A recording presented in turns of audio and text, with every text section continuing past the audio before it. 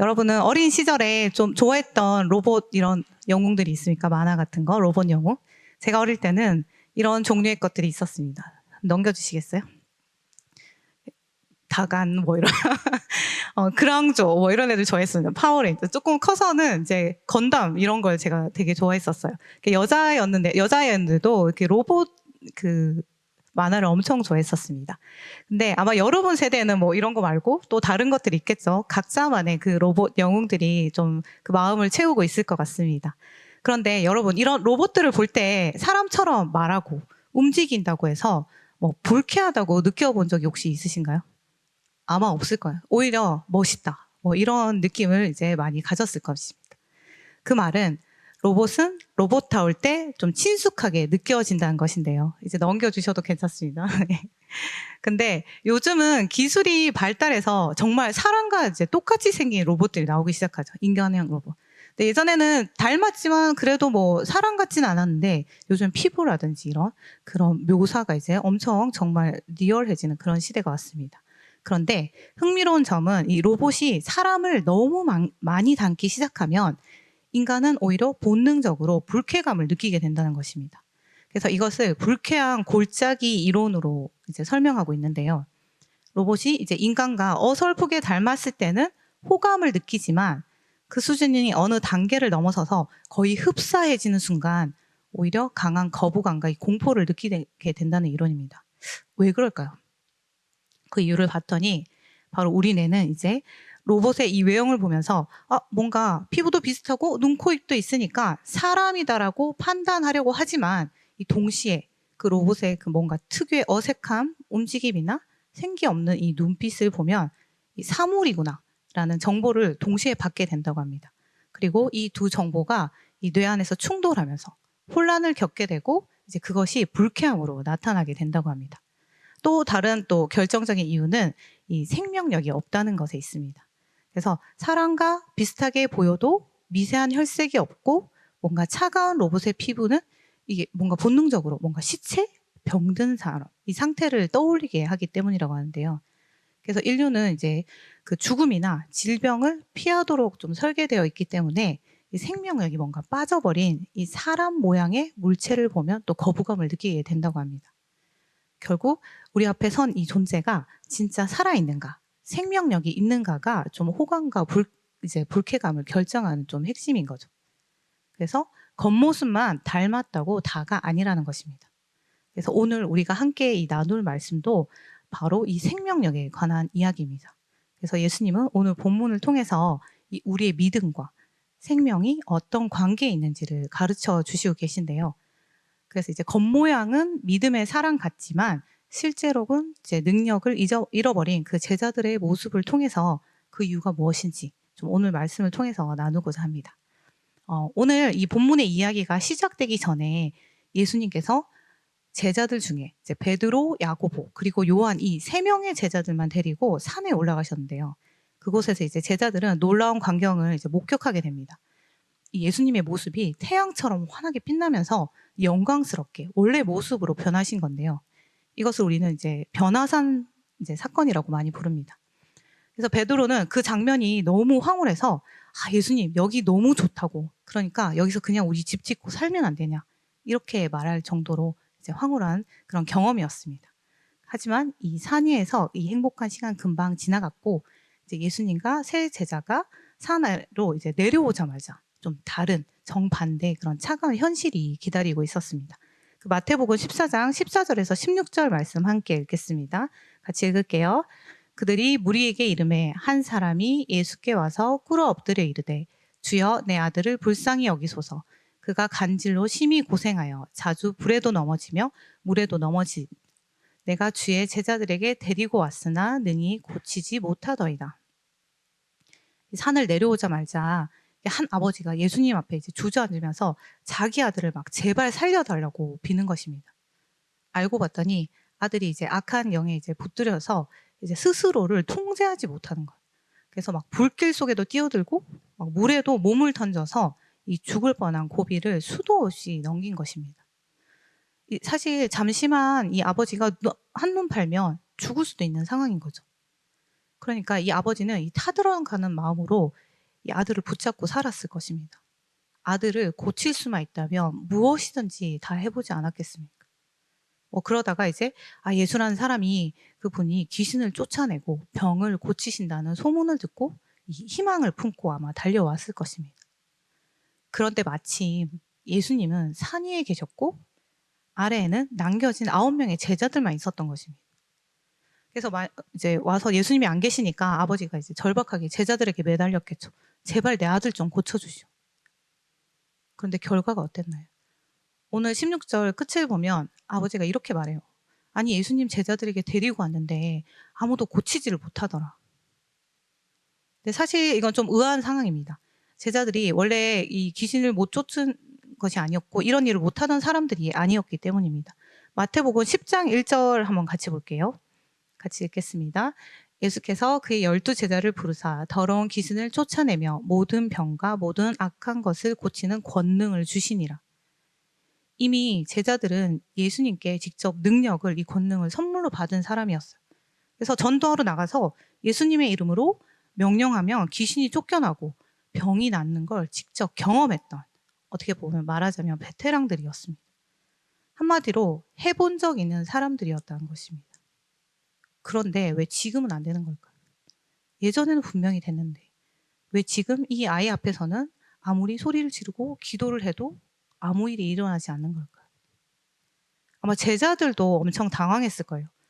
구경하던 사람들이 있었다면 좀 비웃었을 수도 있고 아이는 거기서 계속 발작했을 것이고 이 자신들이 가졌다고 믿었던 능력이 한순간에 사라져버린 느낌이겠죠. 그래서 뭔가 겉모습은 분명 예수님의 제자인데 뭔가 속은 좀 비워버린 상태인 그런 느낌인 거죠. 그래서 예수님은 이 아버지의 이야기를 듣자 이제 꾸짖기 시작하시면서 제자들이 귀신을 내쫓지 못한 것은 믿음의 문제라고 이야기하십니다. 17장 17절 말씀 함께 읽을게요. 같이 읽겠습니다. 예수께서 대답하여 이르시되 믿음이 없고 패역한 세대여 내가 얼마나 너희와 함께 있으며 얼마나 너희에게 참으리요 그를 이리로 데려오라 하시니라.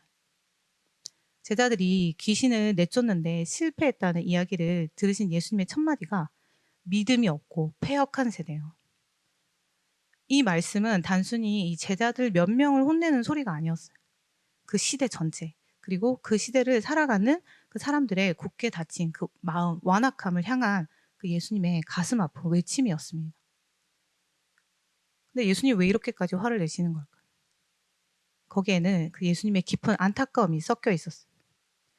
지금 이 아이의 아버지는 이 아들이 자유함을 얻고 평안함을 얻기 바라지만 세상 어디에서도 이 답을 찾지 못해서 이 마지막 희망을 품고 제자들을 찾아온 것이었어요. 그런데 하나님의 능력을 세상에 보여줘야 할 제자들마저 이 믿음이 부족해서 아무런 능력을 나타내지 못하고 있었던 것입니다. 그러니까 제자들조차 하나님의 능력을 드러낼 통로가 되어주지 못한다면 이 고통받는 세상 사람들은 도대체 어디로 가야 하느냐는 것입니다. 그리고 또 이제 예수님은 이제 곧 예루살렘으로 가셔서 십자가를 지셔야 합니다. 그래서 제자들 곁을 떠날 그 날이 멀지 않은 것이죠. 지금까지는 문제가 생기면 예수님이 직접 해결해 주셨습니다. 이제 곧 하지만 예수님이 계시지 않는 그 시간이 오는 것이죠.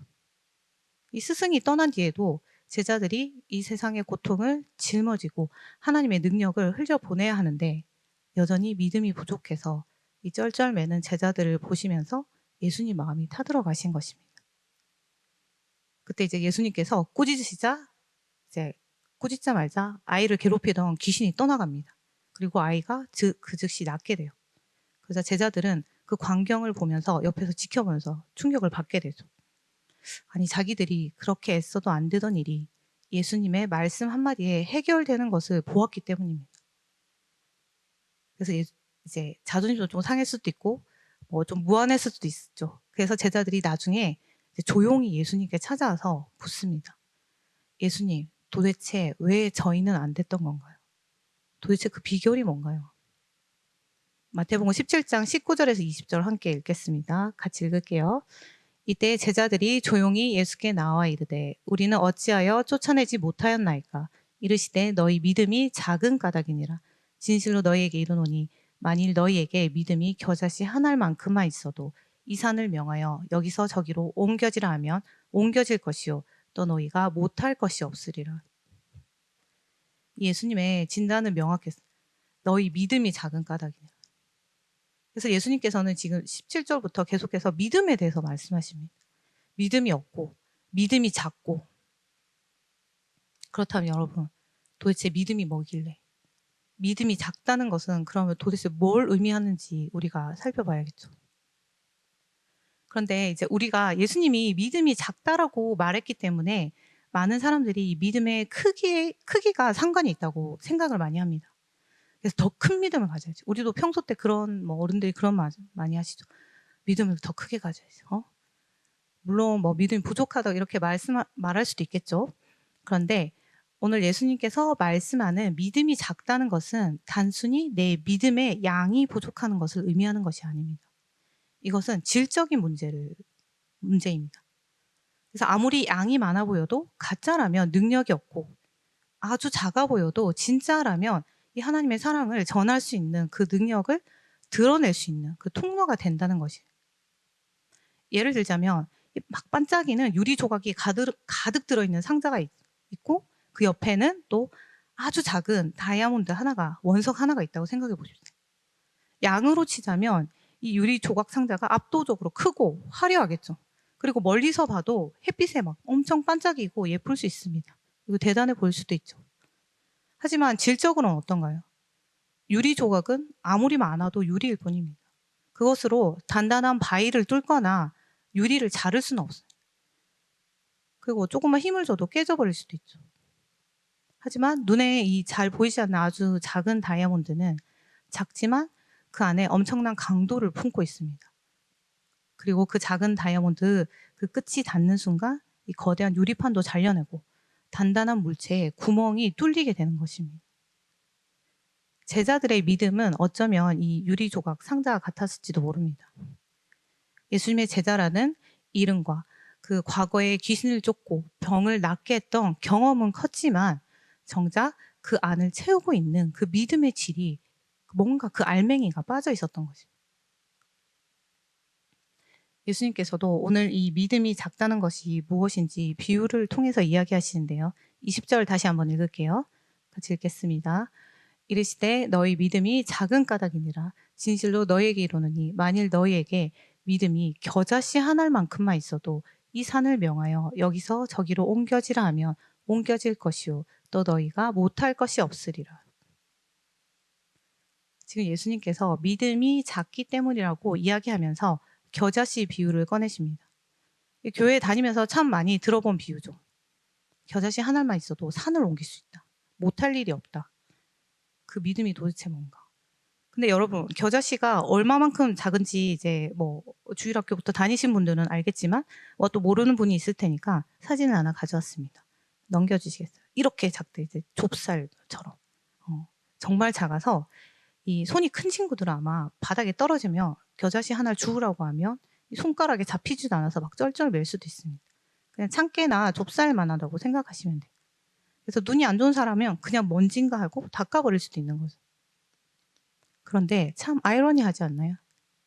예수님은 지금 이 거대한 산을 옮길 수 있는 엄청난 믿음을 설명하시면서 이 세상에서 가장 작다고 여겨지는 그 겨자씨를 예로 가져오신 것입니다. 이것은 다시 한번 우리에게 정확하게 이야기해 주시는 거죠. 믿음은 크기의 문제가 아니다. 왜인가요? 겨자씨와 이 바위의 결정적인 차이가 딱 하나인 거죠. 만약에 예수님이 이제 바위나 성벽을 크기가 중요했다면 바위에 대해서 이야기하셨겠죠.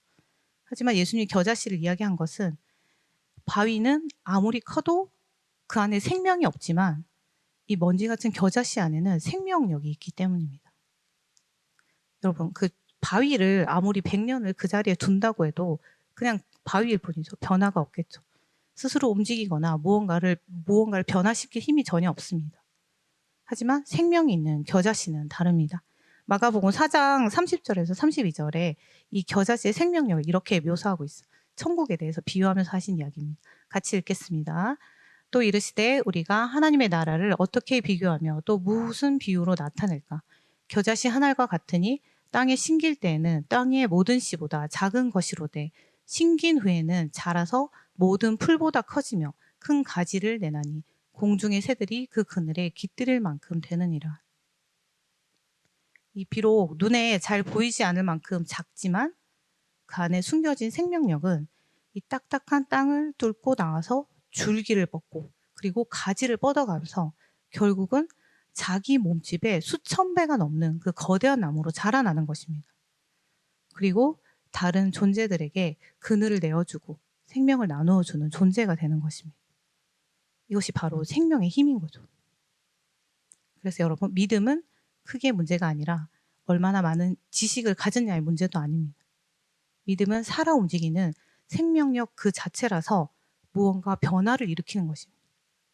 그래서 그 생명력이 있는 믿음을 가진 사람은 내 삶에 그 회복만 가져오는 것이 아니라 예수님이 그 고통받고 괴로워하는 아이를 살리고 그 가정을 구원하신 것처럼, 그리고 하나님께서 예수 그리스도를 통해서 우리를 살리신 것처럼 우리도 그 사랑을 전하면서 다른 사람의 생명을 살리는 일을 하나님과 함께 할 수 있는 것입니다. 그런데 우리가 자주 내 믿음의 크기를 키우려고 애를 씁니다. 내가 이만큼 성경 많이 읽고 이만큼 봉사도 교회에서 오래 하고 했으니 내 믿음이 이만큼 클 거야 라고 착각하기도 하죠. 하지만 그 안에 생명이 없다면 그것은 아무리 거대해도 죽은 바위와 같은 것입니다. 모양은 완벽해 보이지만 정작 귀신 들린 고통받는 아이 앞에서 아무런 능력도 나타내지 못했던 그 제자들의 무력함과 같은 것입니다. 그렇다면 여러분, 이 생명력은 어디서 오는 걸까요? 겨자씨 안에 있는 그 생명력, 믿음 안에 있는 그 생명력. 근데 우리가 먼저 기억해야 할 사실은 우리 인간은 스스로 생명을 만들어낼 수 있는 존재가 아니라는 거예요. 하나님께서 흙으로 아담을 만드시고 그 코에 생기를 불어넣으셨을 때 비로소 인간은 살아있는 생명체, 존재가 되었죠.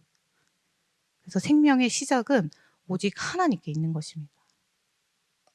그리고 원래 우리는 죄로 인해서 영적으로 죽은 존재예요. 하지만 예수 그리스도를 통해서 하나님께서 다시 생명을 부어주셨고 우리를 다시 역동적으로 움직이는 그런 존재로 만드신 것입니다. 결국 생명력의 그 근원과 공급처는 오직 하나님 한 분뿐입니다.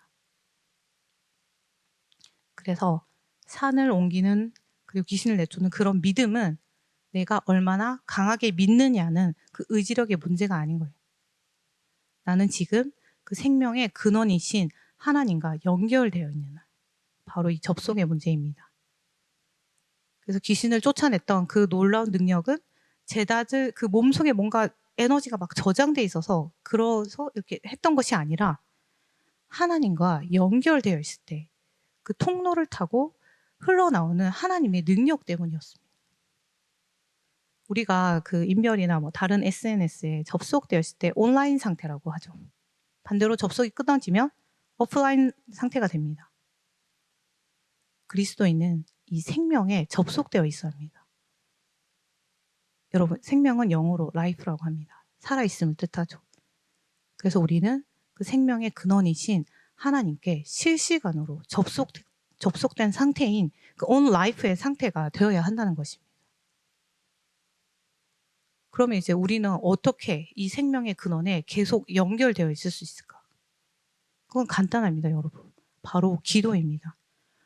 오늘 본문과 똑같은 사건을 기록한 마가복음 이제 9장 29절을 보면 이 제자들의 질문에 예수님은 더 직설적으로 대답하십니다. 같이 읽겠습니다. 이르시되 기도 외에는 다른 것으로는 이런 종류가 나갈 수 없느니라 하시니라.